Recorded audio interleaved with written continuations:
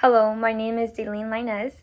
I will be discussing about what were the major shifts in American politics in between the 1960s and 1900s, circa 1900s, and to what extent did this occur? The occurrence continued on. So, for starters, politics, we have had many presidents who have had their downfall, and also they contributed creating America better for their citizens. And I will be referring to the topic about Cuban missiles, the Cuban Missile, about Cuba and United States relationship, how it contributed and how it correlates with politics for America. I will be also going off of Vietnam, how we were coexist with them at first, and we ended up having not a well relationship with them. President Kennedy, around the 1960s, he promised to implement better programs for the citizens in America of economy. And the major thing that it was basically called the New Frontier. Something similar around what quote unquote nowadays or has been said brought upon the New World. And with his upbringing of becoming a president and how he implemented, he did do a major thing that helped in the school system. A political way of assisting schooling for segregated different colors of skins, black and white, whatever culture and whatever background you came from, that were in the state, which were the foreign policies, basically foreigners. He did assist black teen Americans with the schooling of having Marshall literally walk them into the school, Oxford. That is a big statement of how much safety a race or individual needed to not become harmed or endangered. Anything that involves America,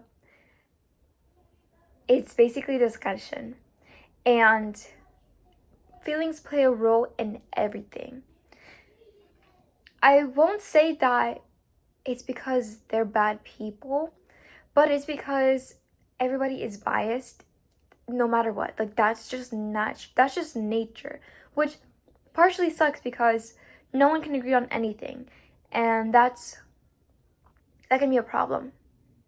And it has been a problem. We have seen in previous years, or previous presidents, or what has unraveled those terms around circa 1990s and then circa 1960s. Between those times, a lot of aggression, a lot of discrimination, a lot of who's to be in power, who's not to be in power, who's to have authority, who's not to have authority.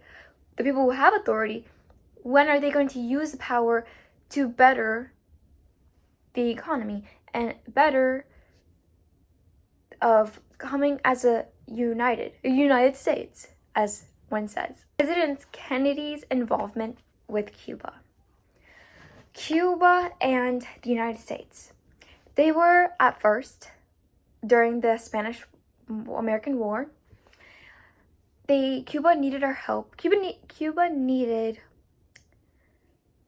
higher power and government power help when Cuba was in war with Spain, because Spain wanted to colonize Cuba. Cuba didn't want to be colonized at all, but reached out to the United States because at that time, around circa industrialization, circa Cold War I, and post World War I, circa World War I, we were the highest manufacturing and materials and products and trading in the world.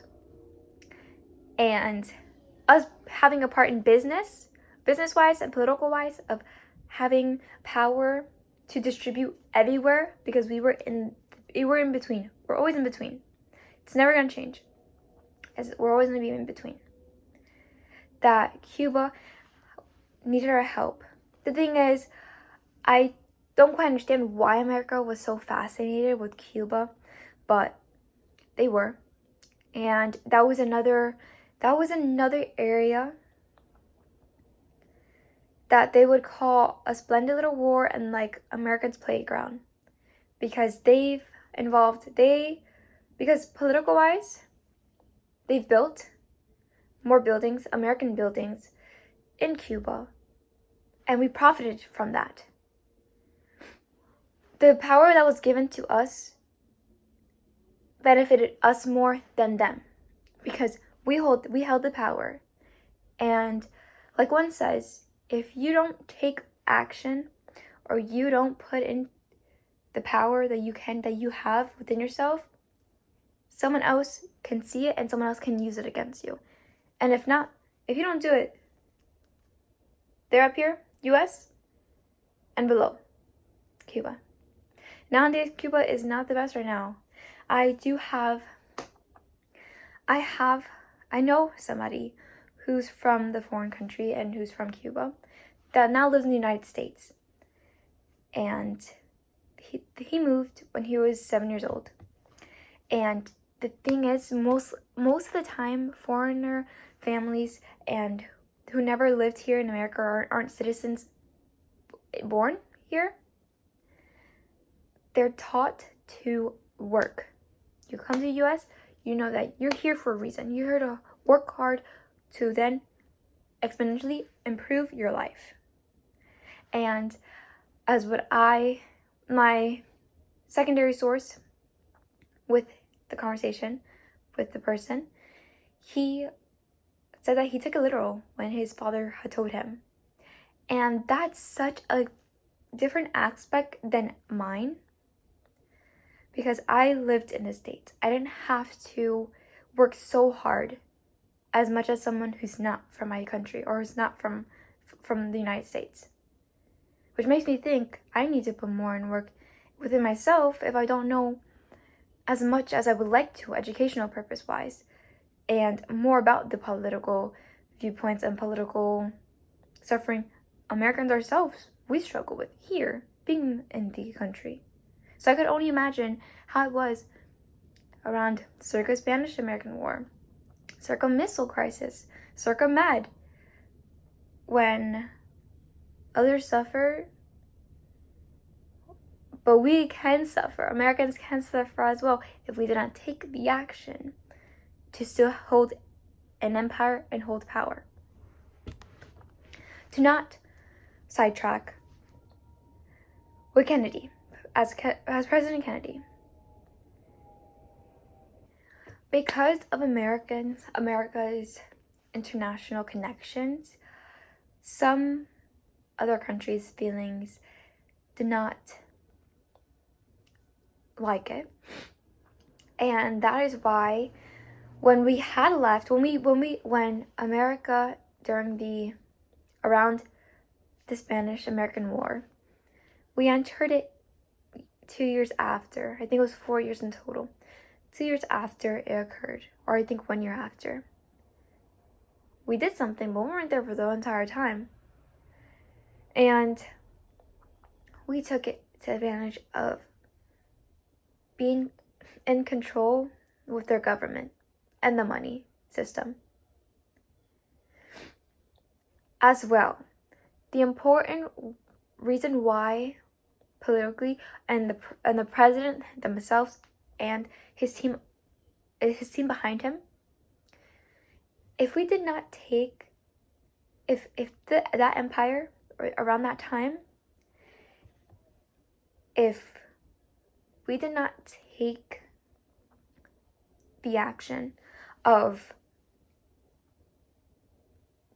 also trying to own Cuba or assist Cuba, I was recently just educated that we're only 90 miles away. It seems like it's a lot. It does in my head still. But if you see it on a graph, a geographic graph, it's like right below us or right here when you look at a graph. I'm a runner. 90 miles sounds like a lot. But if you look at it viewpoint on a map, it's not that far. And if the Spaniards were trying to take control of it, which they tried to until we involved ourselves inside the war, we would have been next. Hypothetically, we could have been next. But we prepared ourselves after we realized that, oh wow, they are trying to get Cuba. So, during Kennedy's time of being president, Cuba and America fell off completely. There was the red team and blue team. And as well, Vietnam, with us involved with them, expansion wanted to occur with other countries. So expansion was occurring, but we're now with the Soviet Union, circa Cold War, this was major. This could have been another world war, literally. World War III. There's so much aggression and there's so much different conceptualizations of who's right and who's wrong, of how to function as a country, as one big unit, of what the system should be, in power, and how it would benefit the citizens as well and the community. So, red team and blue team. I don't remember which one is Republic or Democrat. Basically, communist, and oh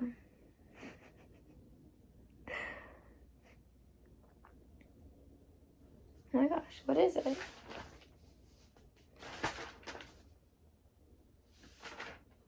Basically united in communism and America, which is United States, and not communism. It's not communism. Uncommunism, communism. There was something called the Cuban Missile Crisis. With this being into play, the USSR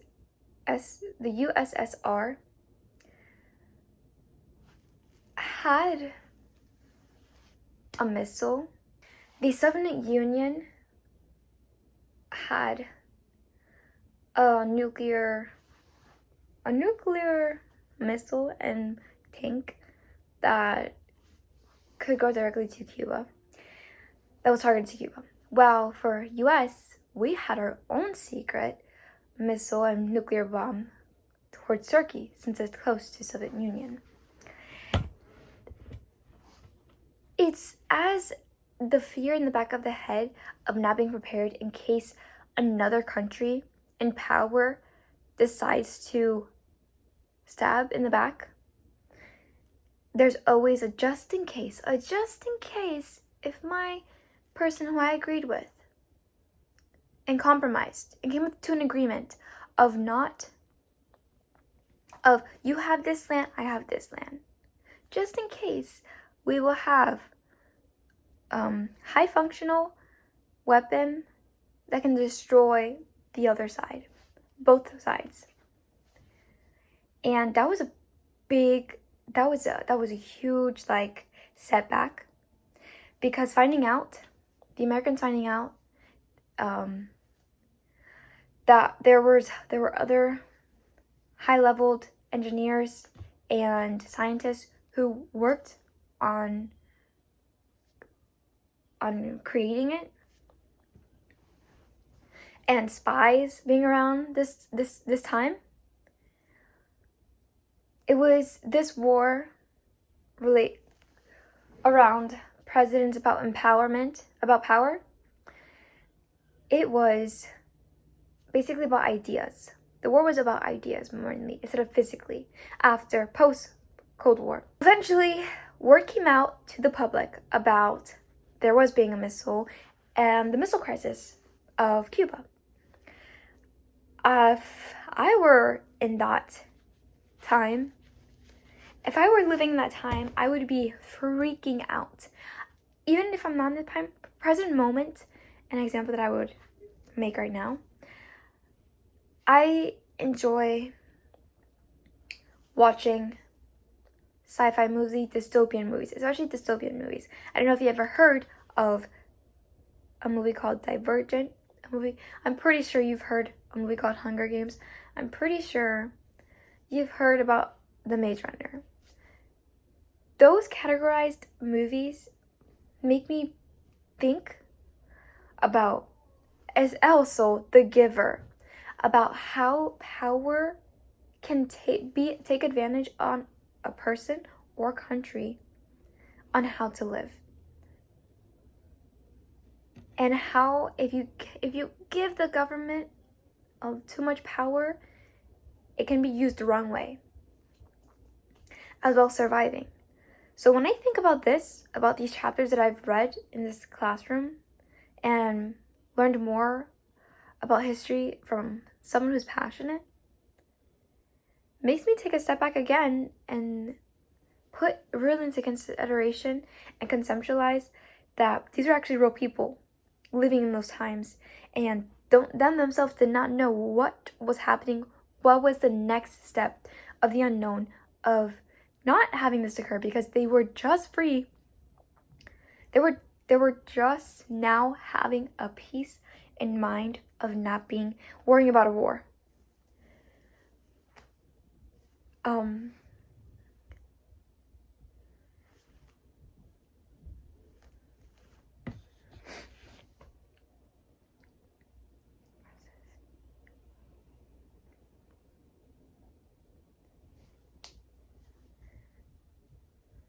The patterns were still occurring with new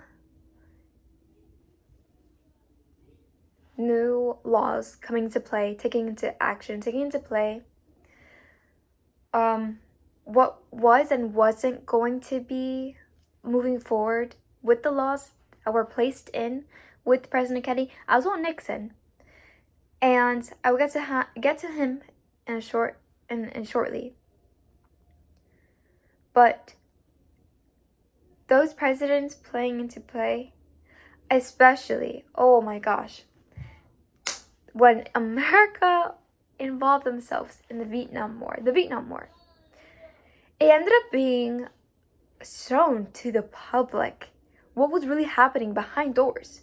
When Americans were drafted to be in place to fight for us, they didn't know why.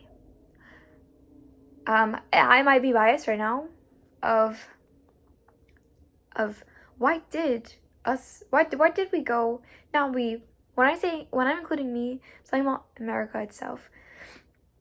Why was it allowed that literally teenagers, I'm 18 right now, 16-year-old boys, men, a little bit of girls, but men mainly at that time were being drafted, and they probably didn't even think of becoming in the military system or fighting for the military, but they were obligated.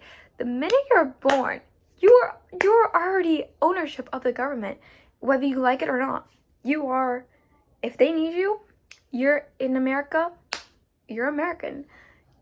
Then you're going to protect America because you live here. That's how I think. That's how I view it. And with that happening at that time, they had no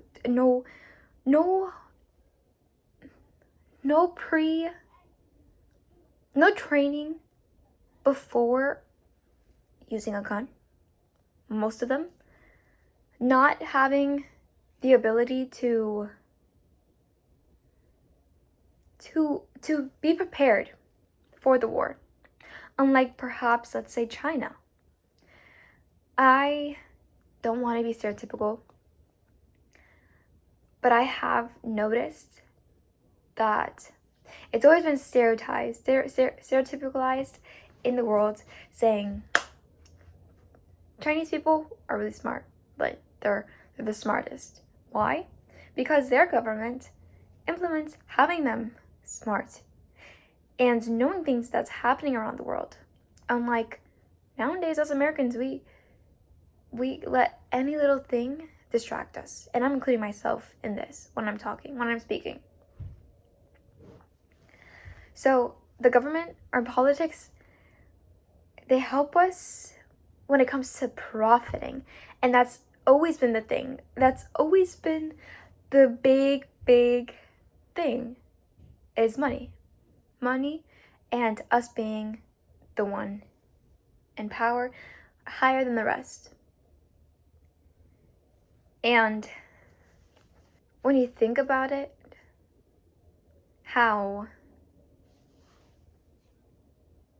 the example or stereotypicalizing thing I'm doing right now is Chinese students at a young age, or even in general, the children there are already intellectual around what's happening in where I live, where they live, physically. They train their people to have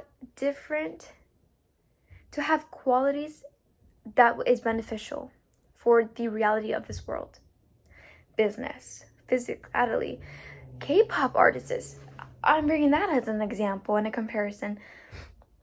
Singing, dancing, knowing the language, learning how to speak English.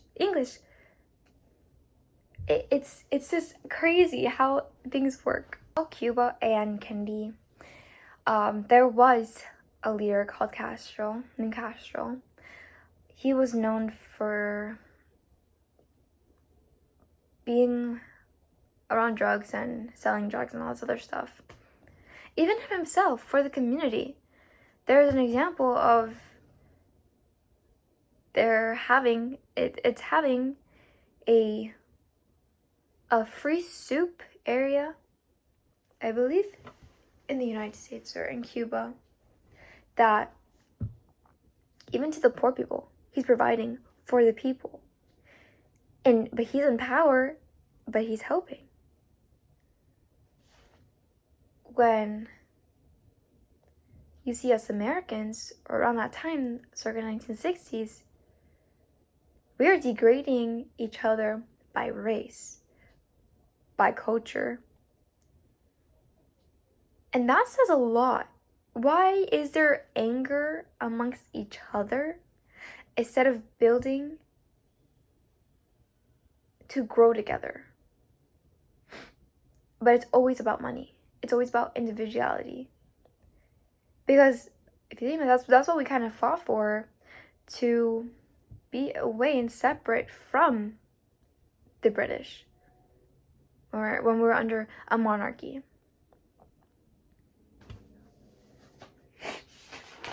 When the public found out about what's occurring in Vietnam with the horrible things that Americans would do of killing innocent citizens because they didn't know who they were looking for to kill and to be in war with. All they knew that men were drafted to fight for this country, to fight for America. And the rape pictures showing, whether it was young, whether it was older women, maybe possibly men, that the Americans raped, took pictures. The other thing is killing innocent citizens in their daily lives, killing animals for the pleasure. An example about a book. It was called The Little Things, I believe. Let me see.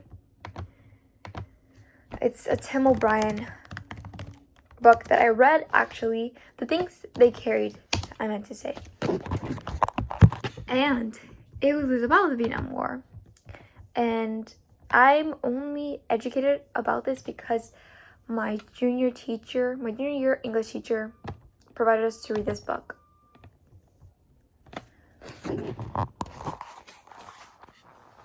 And it's about a troop whose platoon leader, was horrible. He did not know what to do himself, and he put his own platoon in a dangerous position of the flooding. It gave examples of how it actually occurred when it was that time of the jungle. They didn't know how the condition was, yet the Vietnamese, they knew, because that's their home. They had bombs. They had this jelly-like fire. Well, we had jelly-like fire. But they had bombs, like underneath ground bombs in the jungle to explode Americans. And they died. They don't know for what reason, what purpose they went into the war for. But Americans died, and as well, Americans did horrible things to the Vietnamese, which is why I can grasp why there's still tension to this day of this connection, not unity. And let's say when a woman goes into a nail salon, there are some times when themselves they talk bad about Americans not being hygienic with themselves and speak in such a language that they can understand. But yet they know English when we come to speak to them in English. Kennedy decided he won't want to be running again to be reelected. Pretty sure because about the Vietnam War. L.B. Johnson. Yes, Kennedy did implement martial law playing into action when the Black Americans or colored students, natives, played a part as well, of being in the school system with white Americans who felt some type of way. The only way to have the people shush about their feelings is have power protecting these students. But once they're gone, things still occur. Death still occurs. Discrimination still occurs. The president that really set foot and actually used the power is the outlawed of discrimination. He legalized that discrimination is not.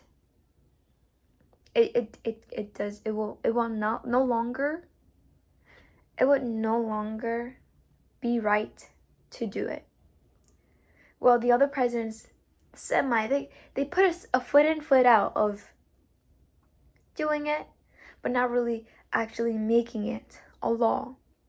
The discrimination is illegal on race, ethnicity, gender, and national/religion's origin, as well for voting rights as well. Now, that doesn't mean when L.B. Johnson placed that into action, discrimination, that there are some hard-headed people in the world who still let their feelings still put into play, whether there's consequences or not consequences. Around people with higher power who installed these laws being into play, there would be protests for racial justice that would occur in businesses and as well schools still, regular day-to-day places. Now, it wasn't only the government involved, but the people as well. And amongst the people in communities, different races and culture, they had different opinions as well. Like the Vietnam War, some agreed, some didn't. They said, oh, go. Some didn't, with burning the drafts, saying, no, my child is not going in. What's the reason behind us entering the war if we don't even know ourselves? And they didn't know at first, the public, until eventually time passed and little by little was revealed that, oh, what are we doing to the people, the innocent people there? And amongst the Black community, there were as well two different sides viewpoints of how to have the justice play out, of setting foot.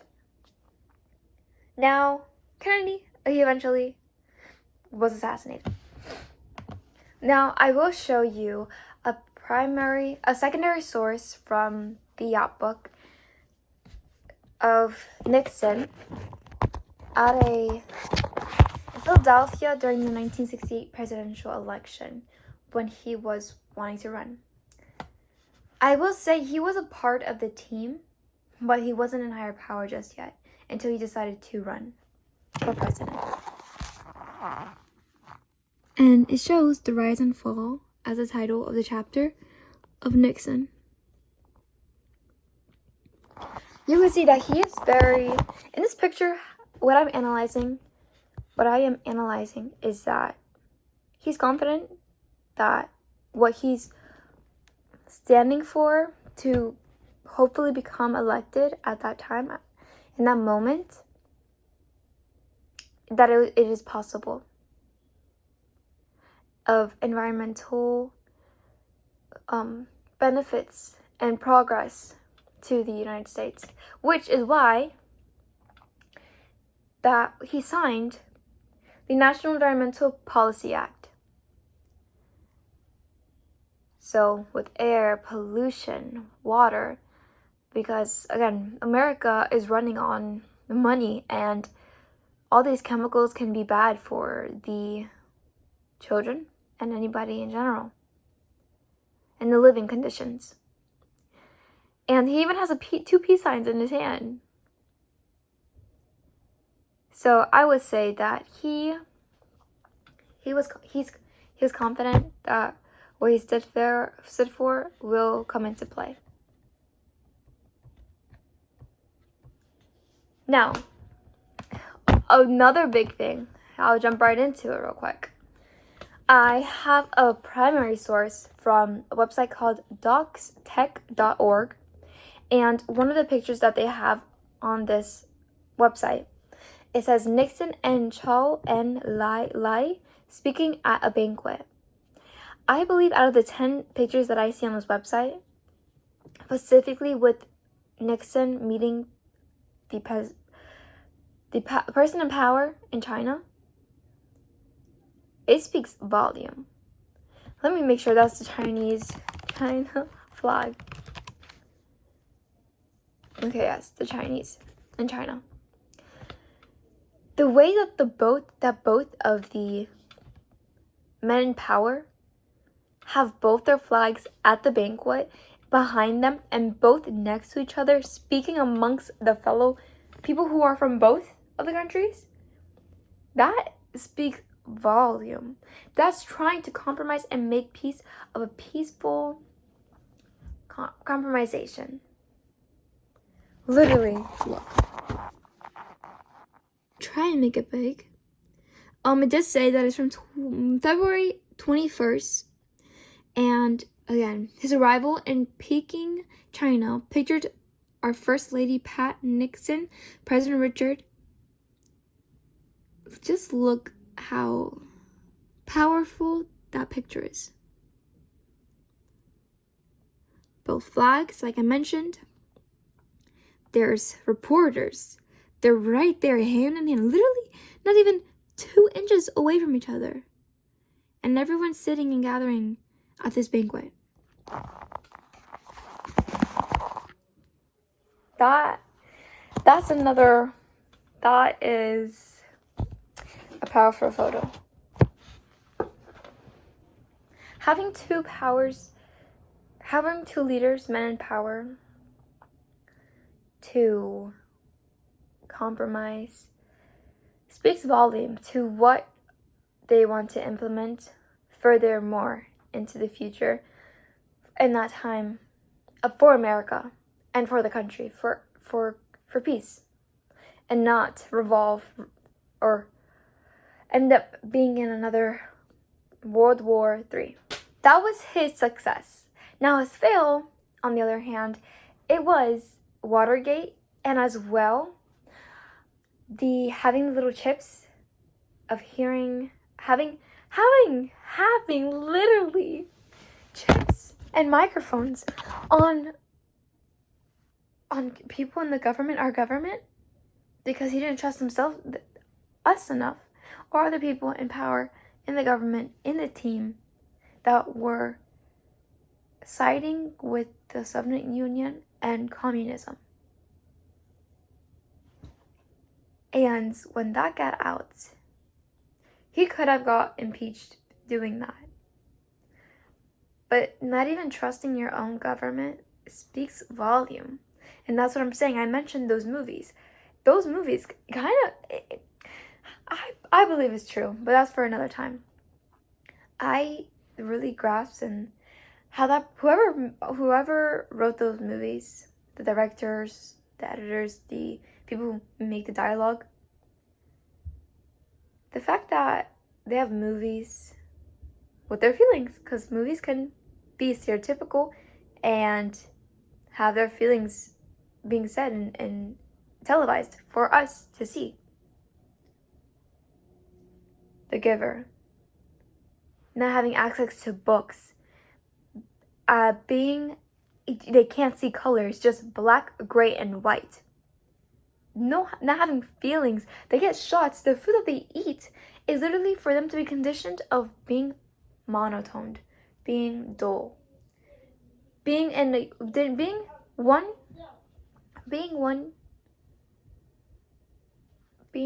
same, but not in the best way, because the government themselves know of this, and themselves, they know what's going on. If a baby in the movie, oh my gosh, if the baby in the movie is not enough pounds, the baby is quote unquote going to a better place, that is a lie. They have a needle in them that makes them not think thoroughly. It messes with their neurological mind.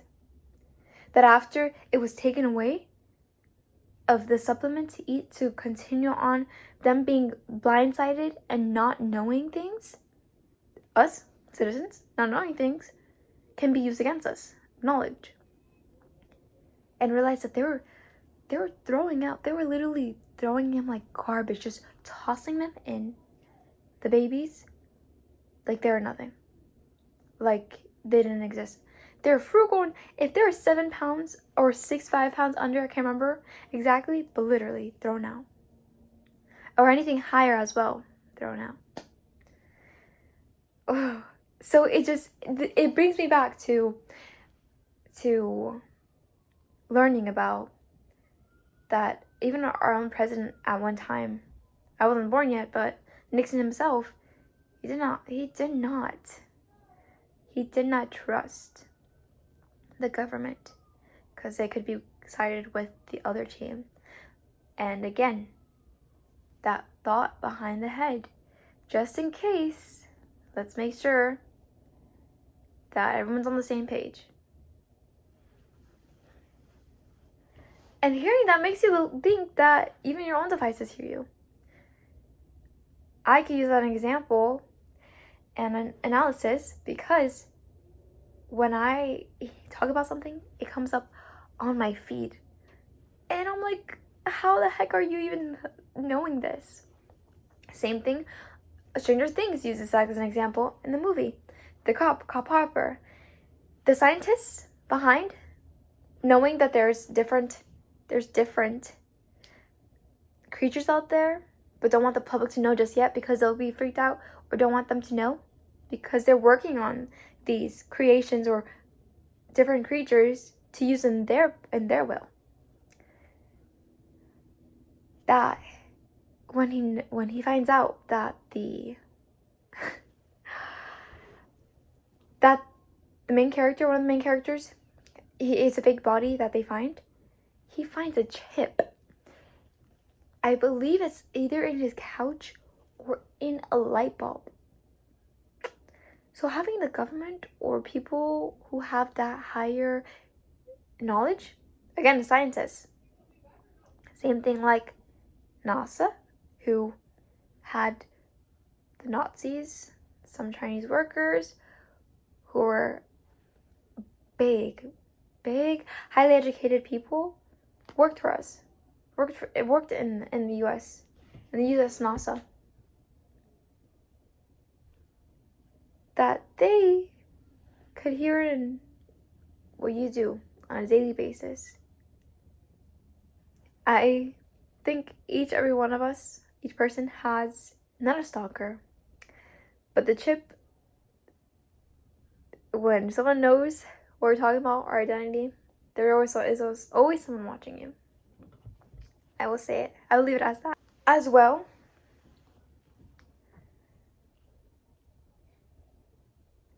if Cubans did not side with how their country was running under Castro, they were trying to flee from the Big Pig Island. But even having their military being in control of their whereabouts, I believe American soldiers also had to play a part in it, but not allowing them to flee. And this is like middle class and higher class Cubans, citizens who had the ability to try and escape. The main areas in the U.S. is Florida, Miami. Some are hot. The leader was Baptiste at first, before Castro, killed him. So, as well, the picture again of Nixon, the primary source, that Nixon ended up meeting with the Red Team, or the Red Team, communism, to have a peaceful, like a peace kind of discussion in the banquet, speaking of the banquet. That picture, those two flags right next to each other, hand in hand, having the presidents on each side of their flag, speaks volume. It really does. I will say I don't see any women in this picture, but besides that, it speaks volume to what occurred in that time. And the following up questions. Let me sign in.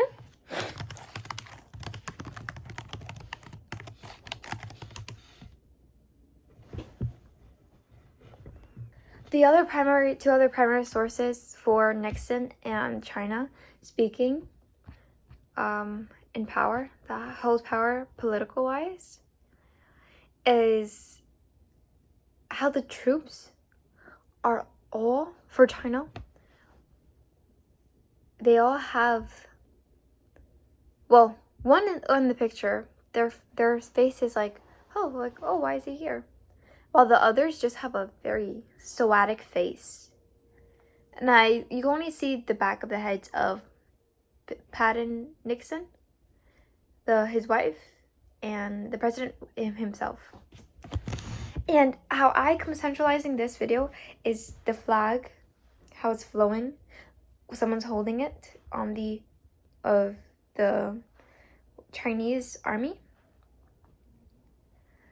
It's U.S.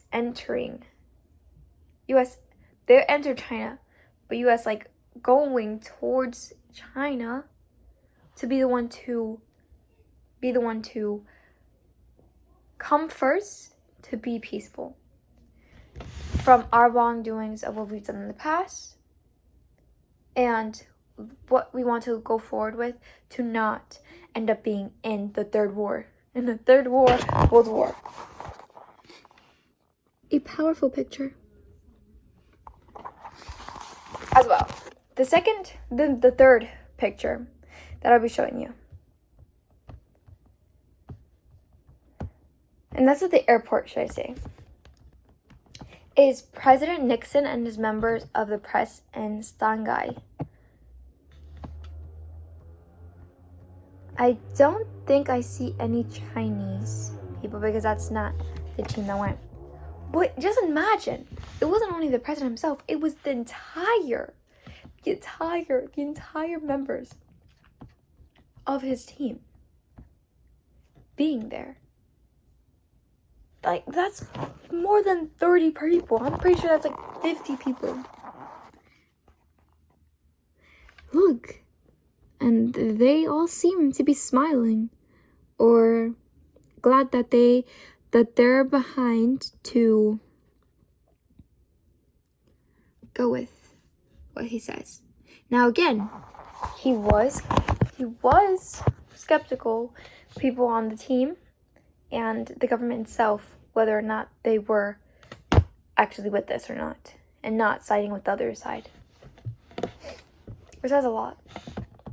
Textbook critique that I have for YOP is when my professor mentioned about in the NASA, the people who listen to making sure that the astronauts are landing correctly, what's interfering in the way, what's the weather condition, not weather conditioning, but if there's asteroids heading towards them, little rocks towards them, making sure that they land safety.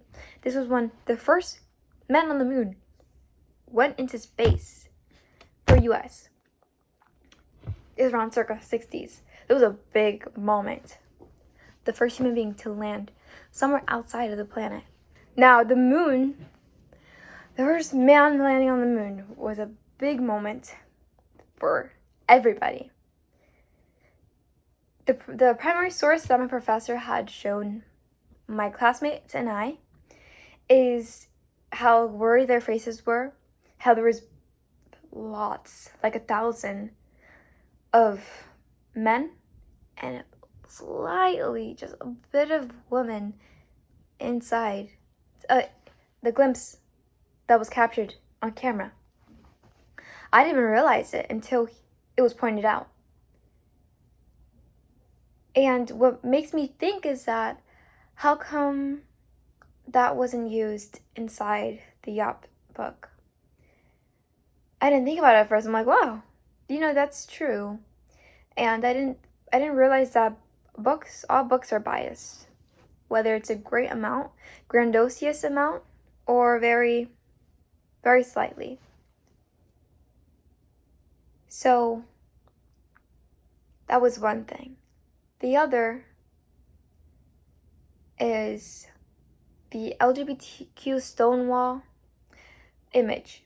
It only showed where the sign said Stonewall. It did not show the people who were happy to be photographed and taken the picture of them standing there because that was their protest that time, because police enforced, or they shut down that club. Well, club. They didn't call it. It was a secret club. And that shows bias to the person who wrote, or the college professors that wrote the book, or the free source for us. I won't say it was something too big for me, but then it made me realize, like, if it was a protest, how come we didn't see any police doing the brutality of the people of the gay community being brutally hurt. As well, when another primary source that my professor had shown of a news article showing or stating that policemen themselves were being harmed. Which, how would I know if there's no source to it happening? And how the wording was, let's say faggot, let's say, oh my gosh, oh, they're chaotic and crazy. That's voicing out how you're viewing it, but rather than how it actually is. And critiques, good critiques, is that the book is free. That's important when it comes to education, because knowledge is powerful. It can be used against you if you do not use it yourself. And I've never had an honest book about history this much and been interested in it for the past 2 years. And before that, prior to that, those 2 years, never. I've always been told, oh yeah, Washington was the first president, so-and-so was the first land to land on the moon. And then me finding out in this year, in these 4 months, is actually, I remember hearing China that they did go up, but it wasn't China, it was, I believe it was China, but a dog, animals going into space. Like, what? That's crazy. That is crazy. As well, there were chapters that were more into depth. Now that I'm trying to think back on it, when it had a lot of involvement with segregation, those chapters were longer, I would view. And as well, maybe how I'm conceptualizing it right now, maybe who wrote the book or assist with making it either wanted us to see the lynching occurring of those photographs, maybe because they were fascinated by those pictures specifically, and wanting to share not their fantasy, but what they desired, in a sense. That's how I view it. That's how I view it on the other side. While the same side, the other side, contradicting side, is they're showing this because they actually want you to actually learn of what you never learn or see, because it could be quote unquote too graphic. If we do not see what it actually is, being lied to is the worst possible feeling ever. Being more feeling dumbed down of what you do not know, it messes with somebody's mind. So if empowerment is not doing anything, like when the lynchings occurring, allowing, not even allowing, but let's say power was into play, it wasn't not took seriously until L.B. Johnson made it legal that discrimination will be illegal. He made it legalized that if you do discrimination, it is illegal.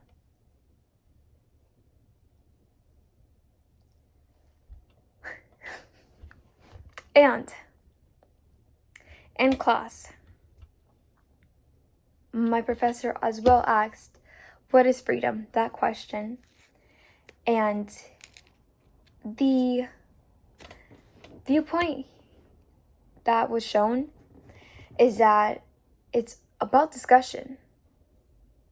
We're always going to have a discussion about who's right, what idea is right, what's wrong. And not having those hard discussions and having people not have respect as for you to hear your side of what you want to discuss about, like serious notes, like seriousness, it's never going to be resolved. You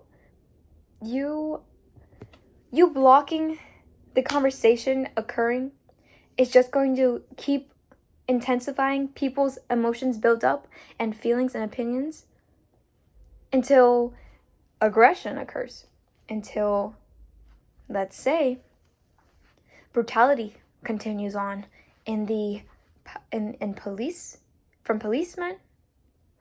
Let's say racism still occurs, both sides, because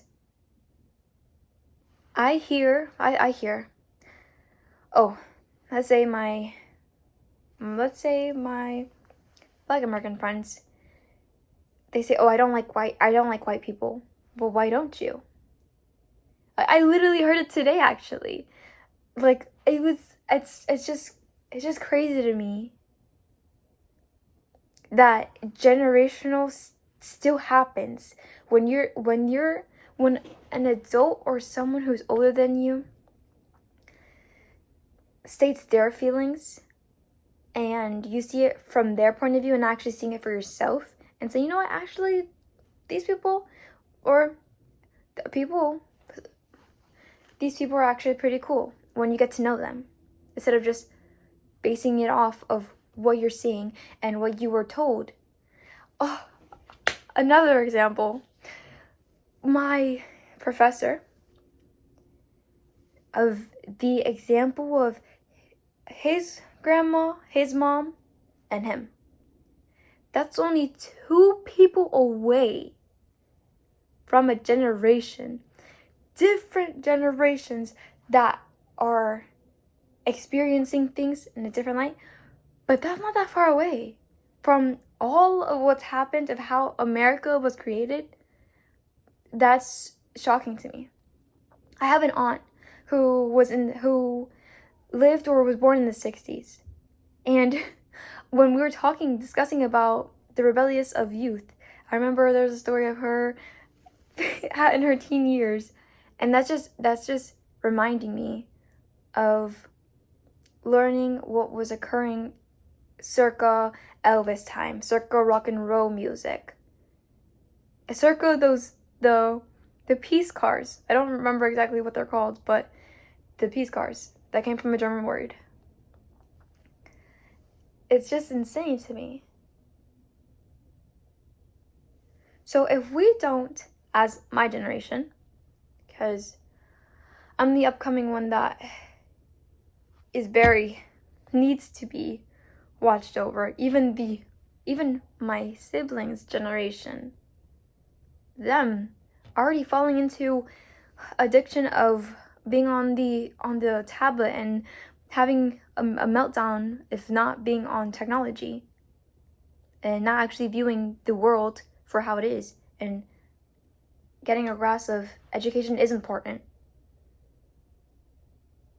That discussions like this of what is wrong, what is right, won't happen.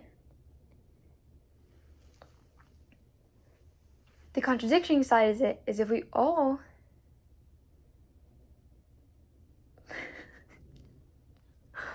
that's it.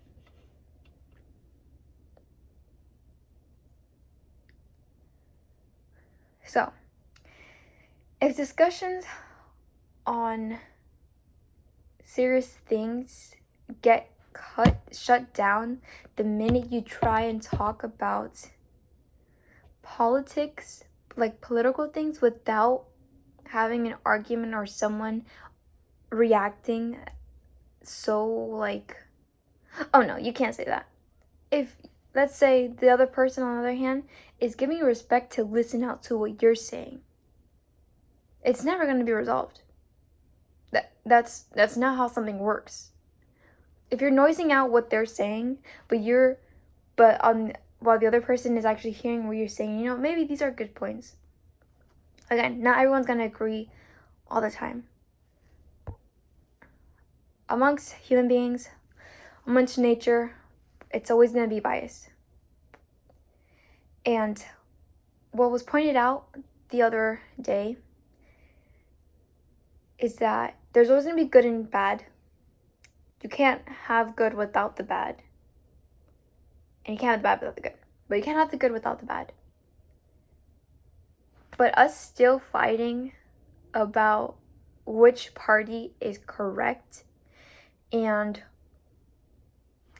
still racial slurs still happening. It's now used as like being funny. And then still racism plays a role of both sides saying, "Oh, no, I don't like them." Or they just want to stay in their own community. That's not being united. And you think about it. People in China, their community are together. Yes, there are still poor people there. There's still a pyramid of middle class, all that class. That's anywhere. But in general, the educational system is way better than here in US. I brought up my viewpoint of this. As I was growing up, I had at least 3 close friends that I had who were from foreign countries. One, she was Mexican. I met her in elementary school. She was actually older than I was, but they always tend, the education system, or when they come into US, they always tend to place them in a grade lower than what they're supposed to be in already, which makes no sense. And thinking about it, it's as if they want to make them lessen or prolong their time to exceed more than of what they already know, and just let them kind of be dumbed down a bit, or have them redo something that they already done, and that it's just wasting their own time. Same thing as well with ESOL class. If they already have a grasp of English, why should they still stay in the ESOL class? It makes no sense. The other friend I ended up making, she, I believe, was Haitian, but she or Africa, around that area. Same thing. One, she did not understand English, but I assisted her on learning things a bit. But same thing. She when it was translated to her, when we had a translator at our school, she already did she's done this already. But yet every foreigner student that I've come across, or exchange student from over the seas or whatever, they always get placed in a grade lower by them, which makes no sense to me. If they already know it, why are they doing it again? And as well, the third friend, I don't remember the example or the story I mentioned inside school, but same thing. Oh, not friend, someone I know. He's Cuban and talks about how it's crazy how everybody in the world knows our bad doing, but Americans are them ourselves, we don't know. And that power can be used against us if we don't put into action of continuing bettering the new generation, instead of blaming them that we don't know what we're doing, and we're too busy of scrolling. And if you think about it, who created those technologies? Not us. We were just provided with the advertisement and watching these things. It is basically programmed from us, not that we were asking for it. If anything, at that time period with the industrialization and all the mobiles and all the vehicles being created, it was already here. So it being here passed on to us. Now, if we don't use it to our advantage, then that's on us. That's not on anyone else. So thank you for hearing what my opinions and what I provide you information. I hope this brings you attention to what you do know and what you actually don't know in the world. Thank you.